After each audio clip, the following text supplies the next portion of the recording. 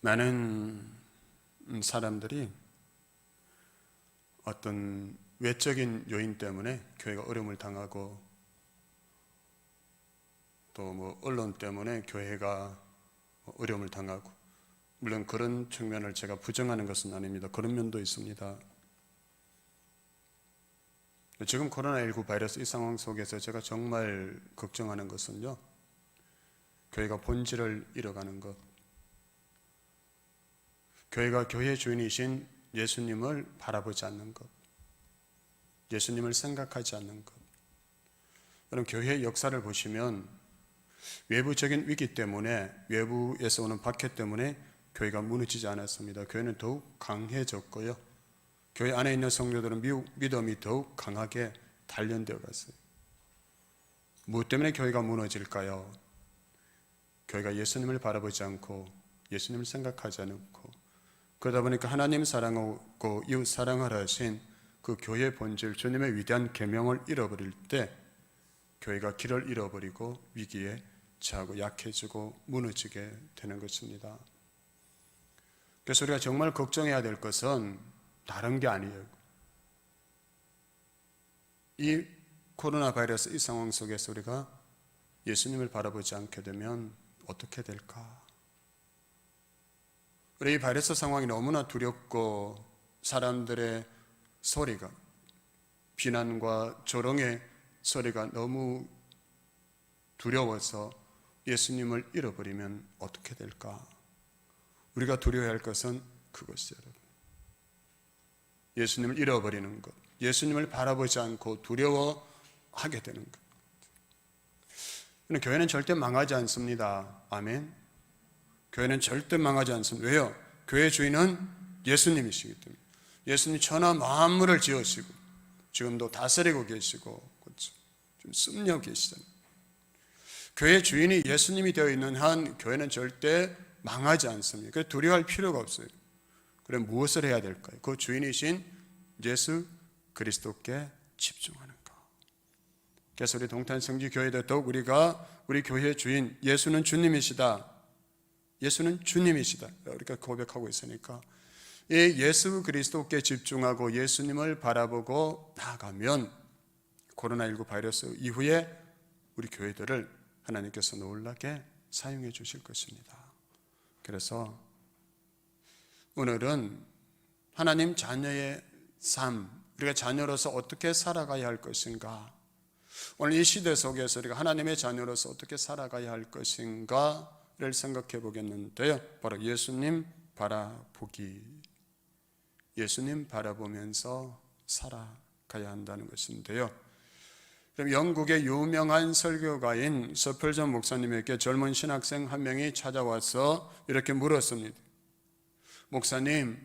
목사님도 낭망하신 적이 있으십니까? 그래서 서펄전 목사님은 적어도 20년 동안은 한 번도 낙심하지 않았다네. 그래서 신학생이, 아니 목사님 어떻게 그럴 수가 있습니까? 목사님도 살아오시면서 고난과 어려움이 수없이 많았을 텐데 어떻게 낙심하지 않고 살아올 수가 있었습니까? 맞아서 내게 수많은 어려움과 고난이 있었지만 나는 하나의 중요한 원리를 내 삶에 적용하고 있었지. 그 원리란 계속해서 주님을 바라보는 것이라네. 나는 하루에 단 15분 이상이라도 주님을 바라보지 않은 일이 없었다네. 그때 이후로 나는 낭망하고 낙심하지 않고 인생을 살아올 수가 있었다네. 서펄전 목사님이 수많은 낙심할 일이 있고 절망할, 좌절할 일이 있었지만 낙심하지 않고 살아올 수 있었던 것은 그 목사님의 특별한 삶의 원리가 있었는데, 그것은 바로 예수님을 바라보는 것이었습니다. 15분 이상 예수님을 바라보지 않은 순간이 없었다 했습니다. 그게 뭐 그렇게 대단한 능력이 될까? 근데 정말 여러분 삶에서 이 예수님 바라보기 이 원리를 적용해 보신 분은 아실 거예요. 예수님 바라보는 것이 우리 삶의 능력이 되고, 예수님 바라볼 때 우리가 모든 낙심과 염려, 근심과 두려움을 이기고 승리의 길로 나아갈 수 있게 되는데요. 오늘 이 본문의 말씀을 통해서 예수님 바라보는 것이 왜 우리에게 필요한지, 또 그것이 얼마나 우리에게 중요한 것인지를 우리가 발견할 수 있게 되겠습니다. 여러분, 본문을 보시면 갈릴리 바다 한가운데 갑자기 바람이 불고 큰 파도가 일어나고 있습니다. 배를 타고 갈릴리 바다로 가던 제자들은 그로 인해서 큰 위기를 만나게 되었는데요. 그런데 여기서 우리가 먼저 한번 생각해 볼 것이 있는데요. 그 제자들이 왜 그 밤에 갈릴리 바다를 건너가게 되었을까 하는 것입니다. 여러분, 14장 22절 보면 예수님께서 제자들에게 바다를 건너가라고 재촉하셨는데요. 그러니까 제자들은 예수님의 말씀에 순종해서 배를 타고 가다가 위기를 만나게 되었다는 것이죠. 순종의 결과가 위험한 상황이었던 것이죠. 우리가 예수님을 믿고 순종하며 살기로 결정할 때 우리에게도 이러한 위기의 순간이 올 수도 있다는 것을 우리가 기억해야 하는 것입니다. 그래서 바다 한가운데서 여러분 폭풍우를 만나 힘겹게 노를 젓는 것 같은 이 상황에 처할 때 과연 우리는 무엇을 해야 하는 것일까? 주님 뜻에 바르게 살아가려고 했었지만 오히려 바다 위에서 풀이하는 배처럼 말할 수 없는 괴로움을 당하게 될 때 그때 우리는 무엇을 어떻게 해야 하는 것입니까? 그때 이렇게 질문하는 분들이 있어요. 이래도 계속 예수를 믿어야 되고 이래도 계속 교회를 나가야 되는 걸까요? 내가 이제 예수 믿고 한번 바르게 살아보려고 했는데 이렇게 인생에 큰 위기가 왔으니 이래도 계속 믿어야 될까요? 어떻게 해야 될까요? 이 본문의 말씀을 통해서 한번 찾아보겠습니다. 그러면 제자들이 탄 배가 갈릴리 바다 한가운데 있고 그들이 거친 풍랑으로 인해서 위기의 밤을 보내고 두려움에 빠져 있습니다. 그때 예수님께서 어떻게 하셨습니까? 예수님은 제자들의 그 어려움을 아시고 제자들을 찾아오셨는데 어떻게 오셨습니까? 25절 보면 밤사경에 예수께서 바다 위로 걸어서 제자들에게 오시니 했습니다. 예수님께서 바다 위로 걸어서 물 위를 걸어서 제자들을 찾아오셨던 것이죠. 여러분 한번 상상해 보십시오. 칠흑같이 어두운 밤에 거친 풍랑에 휩싸여서 배가 뒤집어지고 죽을 것 같은 위기에 처해 있는데 예수님께서 바다 위를 걸어서 그 제자들을 찾아오고 계십니다.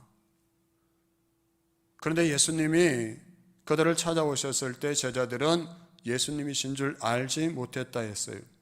우선 유령이 나타난 줄 알고 무서워했다 했습니다.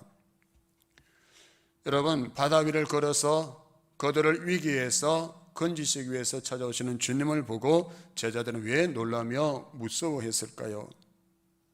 그들이 예수님이 이렇게까지 하시리라고는 상상하지 못했기 때문이죠. 바다 위로 걸어서까지 올 수 있을 것이라 상상조차 못한 그런 일이었기 때문입니다. 그런 일은 유령이나 하는 것이라고 생각했기에 그들은 유령이 나타난 줄 알고 무서워 소리쳤던 것인데요. 여러분, 부활하신 주님을 만났을 때도 제자들이나 주님을 그토록 사모하던 여인들도 부활하신 주님을 알아보지 못했습니다. 왜요? 예수님께서 여러분, 내가 십자가에서 고난당한 다음에 죽을 것이고 그 후에 부활할 것이라 말씀하셨지만 그들은 진짜 예수님께서 부활할 것이라고는 상상도 할 수 없었기 때문이었어요. 이 제자들만 그런 것일까요? 여러분, 우리도 주님에 대해서, 하나님에 대해서 제한적으로 생각하고 있지는 않습니까? 이런 상황은 누구도 해결할 수 없고 그래서 예수님조차 하나님조차도 어쩔 수 없을 거라고 생각하고 있지는 않느냐는 것이죠.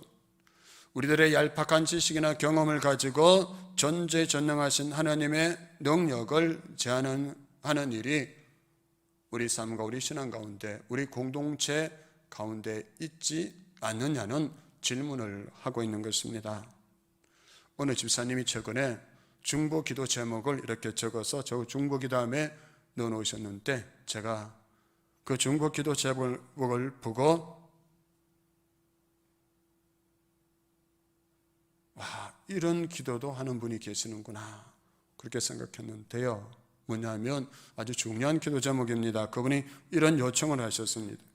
하나님을 내 생각에 끼우는 것이 아니라 내 생각을 하나님께 맞추게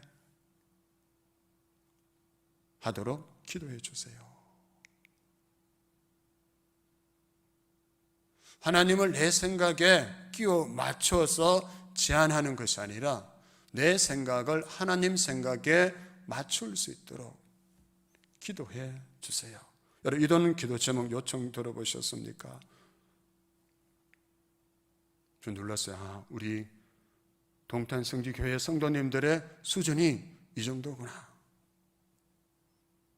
그렇다면 여러분 한번 생각해 보십시오. 우리가 왜 하나님의 능력을 제한하게 될까요?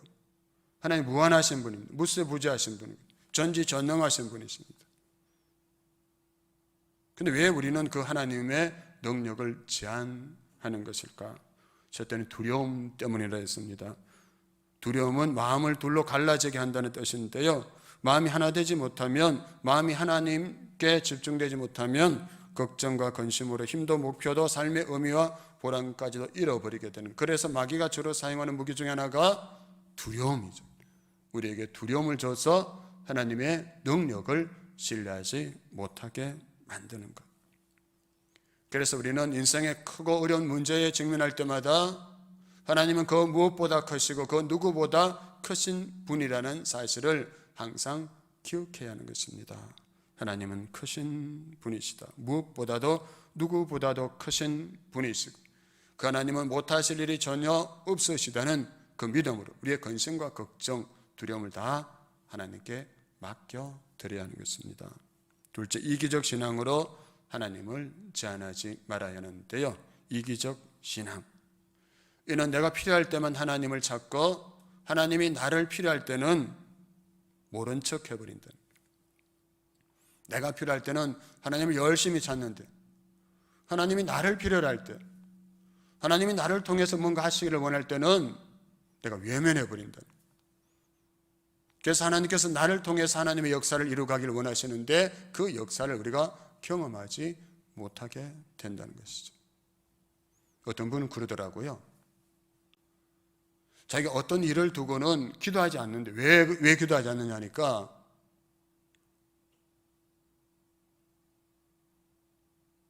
하나님 내가 하기 싫은 것을 하라고 응답해 주실까 봐, 내가 생각하는 방법이 아니라 다른 방법으로 하나님께서 응답해 주실까 봐 그 일은 기도하지 않는다. 근데 여러분 생각해 보십시오. 그것까지도 기도했을 때 하나님의 능력을 경험할 수 있지 않을까요?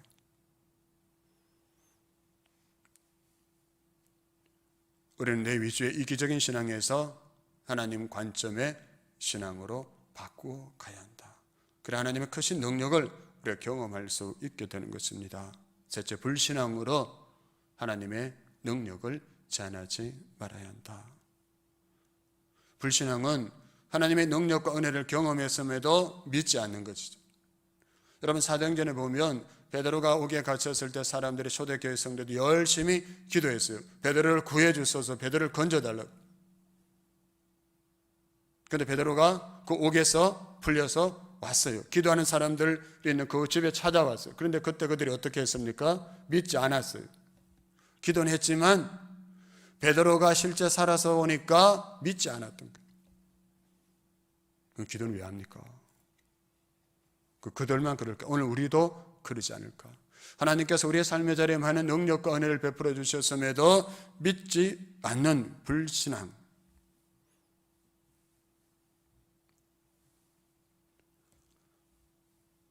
근데 예수님 언제나 간단하게 말씀하시죠. 믿어라, 행하라, 그러면 보리라. 아멘. 그런데 우리는 그렇게 말하죠. 보여주시면 믿겠습니다. 순서를 바꾼 하나님은, 주님은 믿어라, 행하라. 그러면 보리라 하시는데 보여주셔야 믿죠. 만일 그런 분이 있다면 순서를 바꿔보십시오. 먼저 믿음으로 행하면 그 불신앙을 제거하고 믿음으로 먼저 나아갈 때 하나님 일하심을 경험케 된다는 것이죠. 그래서 그 집사님뿐만 아니라 우리도 다 하나님의 능력을 제한하지 말게 하소서라고 기도해야 되는 거예요. 그때 하나님의 풍성하심을, 하나님의 전능하심을 우리가 경험하고 간증케 된다는 것입니다. 그 다음에 오늘 보면 17절 보면 14장 27절에서 무리로 걸어오시는 주님을 보고 유령인 줄 알고 무서워 소리지는 제자들에게 예수님은 안심하라, 나니 두려워하지 말라 하시며 그분의 정체성을 이렇게 드러내십니다. 그러자 베드로는 여전히 믿어지지 않는지 이렇게 말하죠. 만일 주님이시라면 나로 하여금 무리로 걷게 해 주소서. 그래 예수님께서 오라고 말씀하시자 베드로는 순종해서 믿음으로 무리의 발을 내딛습니다. 여러분 여기서 한번 생각해 봅시다. 그럼 베드로가 사람이 물 위로 걸을 수 없다는 것을 알았을까요? 몰랐을까요? 베드로도 사람이 물 위를 걸을 수 없다는 것은 너무나 잘 알고 있었어요. 그가 평생 갈릴리 바다에서 어부로 살았습니다. 그러면서 그가 평생 어부로 일하면서 한 번도 물 위로 걸어볼 수 없었고요. 다른 사람이 물 위로 걸어가는 것도 그가 보지 못했습니다. 그러나 이때 그는 주님을 바라보고 오라 하시는 주님의 말씀을 의지하여 믿음의 발을 내딛었고 걸어가 물 위를 걸을 수 있게 되었습니다.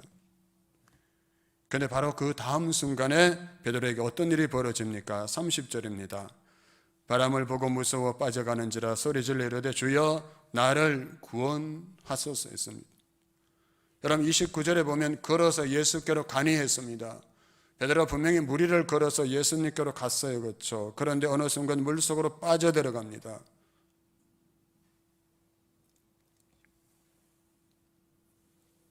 여러분 이 상황을 잘 보십시오. 지금 베드로가 물 위를 걸어갔을 때와 물속으로 빠져갔을 때 상황이 바뀌었습니까? 아니었어요. 상황은 지금도 똑같았습니다. 물 위를 걸었을 때나 물에 빠졌을 때는 여전히 바람이 거세게 불고 있었고요. 큰 풍랑이 일고 있었습니다. 상황은 똑같았다는 것이죠. 그럼 무엇이 달라졌습니까? 베드로의 시선이 머무는 지점이 달라진 것이죠. 그가 오라 하시는 주님의 말씀을 붙잡고 주님을 바라보며 걸었을 때는 빠지지 않았어요. 그런데 그가 다른 것을 바라볼 때 그는 여지없이 물속에 빠져들고 맙니다. 그런데 여러분 30절을 우리가 자세히 다시 한번 보면요, 베드로가 물에 빠진 것은 단순히 시선을 주님에게서 바람으로 옮겼기 때문이 아니라 뭐라고 말씀하십니까? 무서워 빠져가는지라. 무서워 빠져가는지라. 즉 그가 무서워했기 때문에 빠졌다는 것이죠. 두려워했기 때문에 그가 물속에 빠졌다는 것입니다. 그러니까 베드로가 물에 빠진 것은 무서웠기 때문이라는 것인데요. 그렇다면 베드로가 그 물 위를 걸어갔을 때 두려워하지 않을 수 있었던 이유와 또 두려워했던 이유는 무엇이겠습니까? 그가 주님을 바라봤을 때는 두렵지 않았었고요, 바람을 보았을 때는 그가 두려워했습니다. 주님을 바라볼 때는 무섭지 않으니까, 두렵지 않으니까 물 위를 걸을 수 있었고요, 바람을 봤을 때는 무서워하면서 물속에 빠져들었던 것이죠. 그러니까 물에 빠진 원인은 두려움이었고, 두려움을 가지게 된 원인은 그가 주님이 아니라 바람을 바라봤던 것입니다. 문제가 무엇입니까?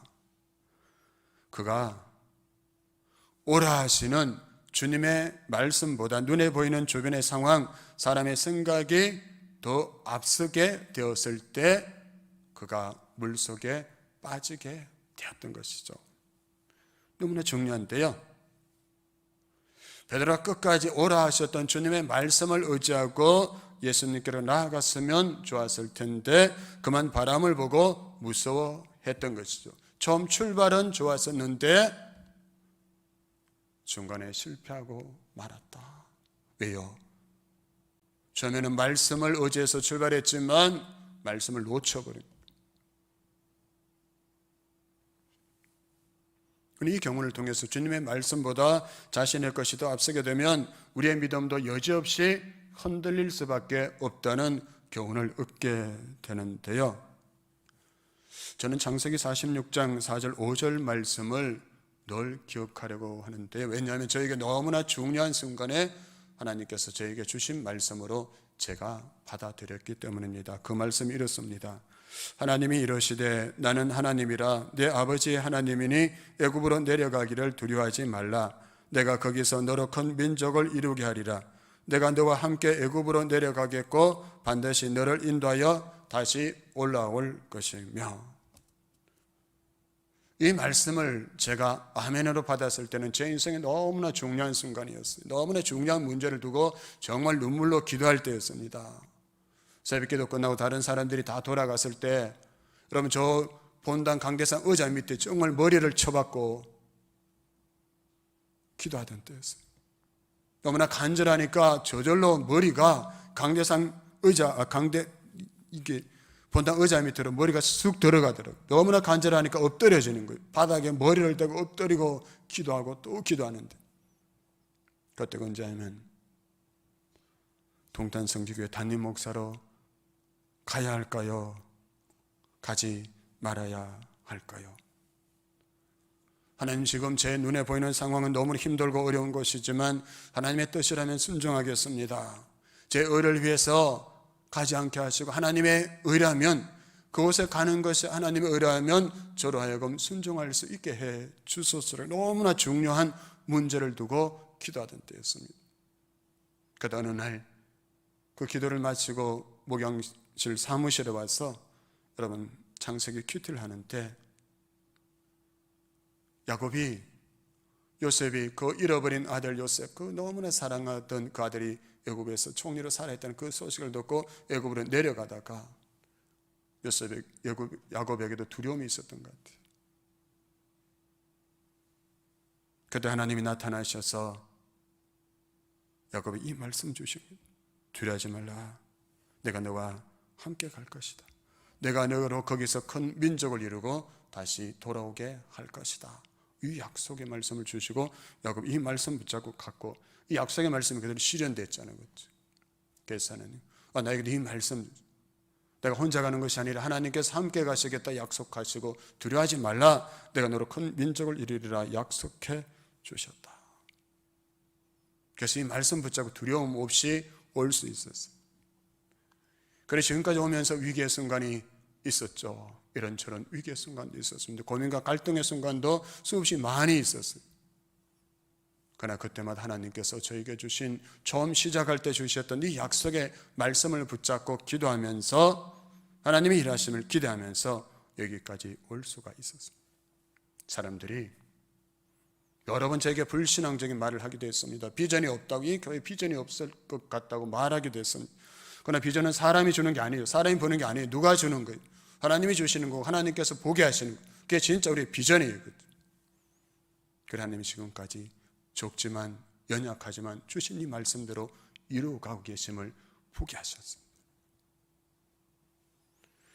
사는 여러분, 중요한 것은 무엇이라는 것입니까?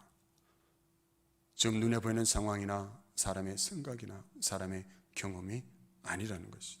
우리가 그것을 앞세우면 우리도 여지없이 흔들릴 수밖에 없다는 것을, 여러분. 그래서 이 순간에 다시 하나님의 말씀을 붙잡아야 한다는 것. 여러분이 주신 말씀이 있으면 그 말씀 붙잡고 기도하시면 그 말씀 가운데 살아계시고 역사하시는 하나님을 경험하고 간증할 수 있게 되는 것입니다. 여러분, 30절에서 우리가 또 주목해야 할 부분이 있는데요, 바람을 보고 무서워 빠져가는지라 소리질러 이르되 주여 나를 구원하소서 했습니다. 베드로가 오라 하시는 그 말씀을 잃어버리고 물속에 빠져갔지만 그 한 가지 잘한 것이 있었는데 주여 구원하소서라고 기도했다는 것이죠. 주여 나를 구원하소서. 얼마나 간절했을까요? 그렇죠? 그때 주님이 어떻게 반응하십니까? 주님은 손을 내밀어서 그를 물속에서 건져주셨어요. 그러면서 말씀하십니다. 이렇게 말씀하시죠. 믿음이 작은 자여 왜 의심하였느냐. 믿음이 작은 자여 왜 의심했느냐. 그러니까 베드로에게 그가 물속에 빠져들었던 이유가 무엇인지 또 말씀하시는데, 그 믿음이 작으니까 두려워하게 되고, 그러니까 물속에 빠져들 수밖에 없었다는 것이죠. 그럼 뭘 의심했습니까? 예수님의 능력을 그가 의심했다. 왜요? 바람을 보고 두려워했기 때문이죠. 그럼 우리는 두려워하지 않고 강하고 담대하게 살아가야 하는데, 어떻게 하면 강하고 담대하게 살아갈 수 있을까요? 목사가 여러분의 강하고 담대하십시오. 그런다고 여러분이 강하고 담대하게 이 세상에 나가서 살아갈 수 있으면 얼마나 좋을까요? 이것도. 또 자기 스스로에게 강하고 담대해야 돼, 강하고 담대해야 돼, 강하고 담대해야 돼, 날마다 스스로에게 주문을 외우고 선포한다고 또 강하고 담대하게 될 수가 있을까요?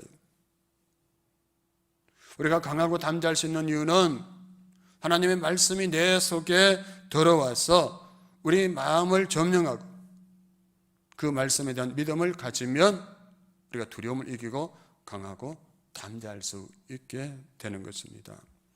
두려움은 말씀을 믿는 믿음 속에서 물리칠 수 있으므로 말씀을 받아들이고 묵상하고 기도하고 믿음의 주여 온전케 하시는 그 예수 그리스도를 바라볼 때 우리의 믿음이 강하고 담대해질 수 있다는 것. 지금 세상에 수많은 사람들이 교회와 성도들을 조롱하고 멸시할지라도 사람의 소리가 아니라 하나님이 나에게 주신 그 말씀을 붙잡고 기도할 때 우리는 얼마든지 강하고 담대할 수 있고요, 그 말씀 속에서 살아 역사하시는 하나님이 지금도 나의 하나님이심을 경험하고 간증케 될 것이고, 그 말씀 붙잡고 살아갈 때 말씀이신 주님께서 우리의 삶의 자리를 평안케 하시고 형통케 하심을 보게 될 것인데요. 32절 보면 배에 함께 오름에 바람이 거치는지라. 할렐루야. 배가 다 뒤집어질 것 같은데, 곧 죽을 것 같았는데 그 상황에서 예수님께서 그 배에 함께 오르시자 배가 안전하게 되고 바람도 그쳤다. 예수님 배에 오르시니까 그들의 문제가 해결되었다는 것. 그래서 우리 인생에서 말할 수 없는 고통, 내 힘으로 도저히 어찌할 수 없는 그 인생의 어려운 문제를 만났을 때 어떻게 해야 된다는 것입니까?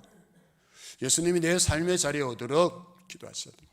예수님이 내 삶의 주인이 되어서 다스리고 통치하도록 말씀 붙잡고 기도할 때 예수님께서 그 삶의 자리에 오시면 우리 인생의 문제가 해결된다는 것이죠. 지난 성구 영신 예배 때 혹은 그 다음 주일에 교회에서 혹시 여러분 그 받은 하나님의 말씀을 혹시 기억하고 계십니까? 우리 중에 어느 분이 성구 영신 예배 시간에 말씀을 받고 온몸에 좋은 일이 흐르는 것 같은 너무나 큰 은혜와 감동을 얻었다고 했어요.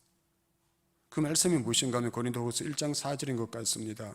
우리의 모든 환난 중에서 우리를 위로하사 우리로 하여금 하나님께 받는 위로로서 모든 환난 중에 있는 자들을 능히 위로하게 하시는 이시로다. 아멘. 이 말씀 왜 은혜가 되느냐 하면 지금 그의 상황을 보면 위로받아야 될 그런 상황.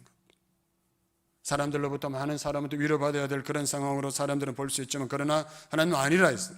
이 상황이 있지만, 왜 힘든 상황이 있지만 내가 너를 위로하고 너를 통해서 많은 사람들을 위로하기를 원한다는 것이죠.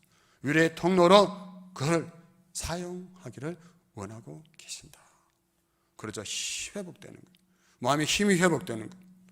나는 내 상황을 보면 힘들지만 하나님 내 상황을 넘어서 하나님께서 나를 위로자로 사용하기를 원하신다.